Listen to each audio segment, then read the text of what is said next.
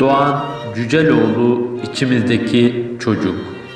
Doğan Cüceloğlu'na göre yetişkin sorunlarının çoğu çocuklukta bastırılmış duygulardan gelirdi. İçimizdeki çocuk dediğinde kırılmış ama susmuş yanımızı kastetti. Ona göre bu çocuğu dinlemek gerekiyordu. Çünkü iyileşme insanın kendisiyle kurduğu ilişkiyle başlardı.